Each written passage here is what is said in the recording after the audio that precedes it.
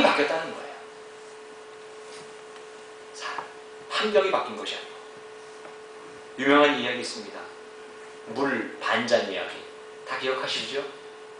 물 반잔을 두고 어떤 사람은 반밖에 없네 라고 말하는 사람이 있는가 하면 반이나 있네 라고 말하는 사람이 있습니다. 감사는 그런 면에서 습관입니다. 습관은 학습됩니다. 좋은 습관, 예수 그리스도의 마음을 닮으려는 습관. 예수 그리스도라면 이 상황에서 어떻게 할 것인가 생각해보는 습관. 이것은 학습으로 가능합니다. 여러분, 조엘 오스틴의 최근의 책, 이런 내용이 있습니다. 사람의 머리에는 소위 망상 활성화 시스템이 있답니다. 이게 무슨 얘기인가 싶죠? 이게 뭐냐면 불필요하다고 여기는 생각과 파장을 우리 머리가 자동적으로 지우는 그런 기능입니다. 작동 원리를 제가 말씀드릴게요. 여러분, 기찻길역 오막살이 살면은 어떻게 될까요? 기차 소리 때문에 잠을 못 잘 것 같죠, 그죠? 처음 이사 가면 기차 소리가 너무 커서 잠을 못 잡니다. 근데 한 달, 2달 살면 어떻게 되죠? 기차 소리 없으면 심심해서 잠이 안 옵니다. 여러분, 혹시 배우자 중에서 코를 심하게 고시는 분이 있을 겁니다. 이 코를 골게 되면 잠을 못 잡니다. 너무 시끄러워서. 결혼 초기에는 잠을 못 자요. 한 몇 개월 지나면 코 고는 소리가 자장가로 들리게 됩니다. 이게 바로 망상 활성화 시스템이랍니다. Reticular Activating System, 이런 게 있다는 거죠. 우리 그 머릿속에. 근데 소음은 우리 두뇌가 자동적으로 처리하지만요, 두려움과 근심은 우리가 자동적으로 처리를 못한다는 거예요. 그래서 우울증이 생기는 거고 조울증이 생기는 거죠. 그럼 어떻게 처리하느냐? 신앙으로 처리하는 거죠. 바울 사도는 이 망상 활성화 시스템, 이걸 어떻게 갖는지를 제대로 알았던 사람입니다. 바울 사도는 심지어 자기를 시기하고 미워했던 경쟁자들이 자기가 옥에 갇히게 됨에 따라서 더 왕성하게 활동하게 된 것에 대해서 감사했어요. 이게 가능한 건 어떻게 가능하냐면 신앙 안에서 소위 망상 활성화 시스템을 제대로 활용한 거예요. 그는 감옥에서 기도하고 영성을 키우고 찬양을 부릅니다. 여러분, 그래서 빌립보 감옥이 무너져 내렸습니다. 그런데요, 사실 감옥이 무너져 내리는 것보다 더 큰 기적이 뭔지 아십니까? 감옥이 무너져 내리는 것은 작은 기적입니다. 감옥 안에서 찬양할 수 있다는 게 기적입니다. 어떻게 그런 상황에서 찬양이 나오냐고요.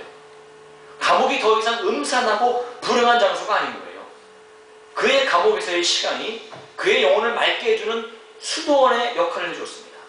감옥 안이 이 설교단이 되었어요. 말씀이 선포되었습니다. 감옥 안이 찬양 집회가 열리는 근사한 콘서트 홀이 된 겁니다. 기도원이 되었습니다. 지상천국이 되었어요. 어떻게 배운 겁니까? 예수 그리스도 안에서 그 비결을 배운 거예요. 내 힘으로는 안 되는데 주님께 기도하고 가까이 가려고 노력하고 주님을 알기 원하고 그리스도의 지식이 지상 최고의 지식이라는 것을 고백하고 계속 훈련했기 때문에 가능했던 일입니다. 그럼 우리에게도 이런 훈련이 필요합니다. 이런 비결을 배우려는 마음이 필요합니다. 박성준 목사님이라고 있습니다. 아마도 이렇게 말씀드리면 더 이해하기가 쉬울 겁니다. 한명숙 전 총리의 남편 되는 분입니다. 이분이 1968년에 서울대 경제학과 재학 시 통역당 사건으로 억울하게 15년 동안 옥살이를 합니다. 나중엔 무죄로 밝혀졌습니다만, 그런데요, 그분 얼굴을 보면 15년 옥살이한 얼굴이 아니에요. 너무 푸근합니다. 정말 맘씨 좋은 삼촌 같은 인상 있지 않습니까? 결코 죄라고는 지을 수 없을 것 같이 생겼습니다. 그분이 미국에 있는 동안에 미국에 공부하러 오셨는데, 제가 섬겼던 뉴저지 크로스트의 길법교회에 출석을 하셨습니다. 저희 집에서 모임이 있어서 그분을 초대해서 강사로 초대해서 그분의 간증을 들은 적이 있습니다. 그분이 처음에는 억울함 때문에 잠을 못 잤대요. 일을 간 거죠. 내가 나가면 가만 안 둔다. 박모씨, 내가 가만 안 둔다. 누군지 아시겠죠? 그런데요, 이분이 그 감옥에서 주님과 가까이 하게 되었습니다. 성서를 읽으면서 그 고난의 의미를 깊이 묵상하게 되었어요. 그래서 감옥에서의 시간을 하나님께서 준비시키는 기간으로 삼았습니다. 참 열심히 읽고 영어 공부를 하고요. 심지어 교도관들에게 영어를 가르쳤답니다. 여러분, 가르치면 더 실력이 쉽게 늘어나는 거 아십니까? 그러니까 더 자꾸 실력이 늘어나고 일본어를 거의 한국말처럼 하게 되고요. 그래서 나중에 신학을 공부해서 목사가 되고 박사가 되었습니다. 지금은 성공회대 교수로 또 길담서원이라는 서점의 주인으로 있습니다. 감옥 안에 있을 때에도 워낙에 인격적이니까 교도관들이 그랬답니다. 어떻게 당신 같은 분이 여기 계시냐고 이렇게 물어봤다는 거예요. 그런데요, 저는 더 놀랐던 게 뭐냐면 그분이 감옥 안에 있을 적에 그 어려움 중에도 사랑하는 아내를 통해서 위로를 받게 해주신 그 하나님의 은혜에 감사합니다. 이렇게 말해요. 가슴이 뭉클하더라고요. 그 얘기 듣는. 야, 정말 성숙하구나. 예? 복수의 칼을 갈기보다 자신을 신앙 안에서 성숙시키는 그 자세를 보면서 제가 감동했습니다. 그래서 그렇게 인상이 좋았던 거예요. 만약 그분이 예수님을 만나지 못했더라면 모범수로 살지 못했겠죠. 여러분, 그겁니다. 바울이 빌립보 교우들에게 자신처럼 자족을 배우라고 얘기한 건 뭐냐면 상황에 흔들리지 않는 믿음을 소개하는 거예요. 상황에 따라서 변화무쌍한 신앙이 아니고 어떤 상황에서든지 한결같은 믿음, 그것을 배우려는 마음. 여러분, 우리에게도 그 마음이 있기를 간절히 소망합니다. 신앙이 성숙하다는 것은요, 바로 이럴 때 사용하는 표현이라고 저는 생각합니다. 그냥 나이를 이야기하는 것이 아닙니다. 독일의 신학자 보네퍼는요, 이미 20대 초반에 세계를 깜짝 놀라게 만든 성숙한 신앙을 가지고 있었습니다. 바울 사도도 이런 신앙을 갖게 된 것 처음부터 이랬던 것 아닙니다. 그리스도의 장성한 분량까지 내가 성장하겠노라. 내가 다 이루었다 함도 아니요. 끊임없이 나는 다 이루지 못했습니다. 주님, 저를 더 성숙하게 만들어 주십시오 라고 배우려고 노력했기 때문에 이런 신앙을 갖게 된 겁니다. 여러분과 제가 바로 이 자세를 본받아야 되겠습니다.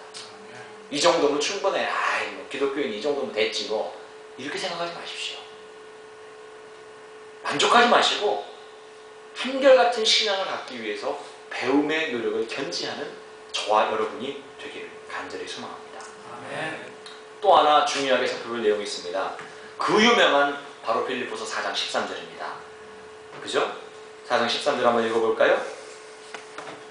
13절입니다. 시작. 내게 능력 주시는 자에서 내가 모든 것을 할 수 있느니라.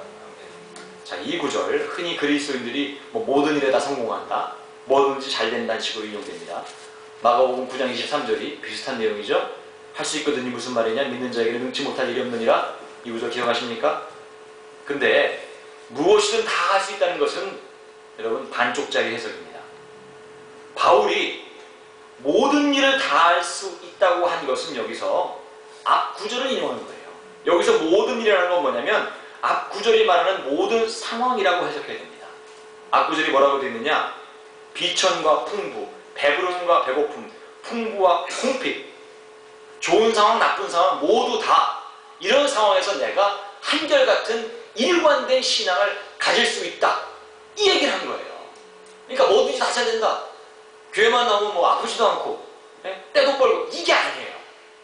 뭐라고요? 한결같은 신앙을 갖게 되는 거예요.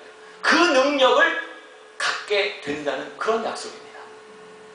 여러분, 바울이 이렇게 말한 것은요, 적극적으로 성취하며 살아가는 얘기가 절대 아닙니다. 바울은 어떤 상황에서도 인생을 살면서 닥치는 행운과 고난에 연연하지 않고 그리스도를 잘 따를 수 있는 일체의 비결을 배운 겁니다. 바로 그 능력, 그것을 우리가 갖기를 소망해야 되겠습니다. 그래서 빌립보서가 여러분 소위 정경으로 들어올 때 다른 사본들도 있었습니다. 그 다른 사본에는요, 내게 능력 주시는 자라는 말에 그리스도라는 단어가 첨가되어 있답니다. 왜 그러냐면 사람들이 오해를 한다는 거예요. 내게 능력 주시는 물주 안에서, 내게 능력 주시는 누구누구 안에서 라고 해석할 여지가 있기 때문에 오해를 방지하기 위해서 내게 능력 주시는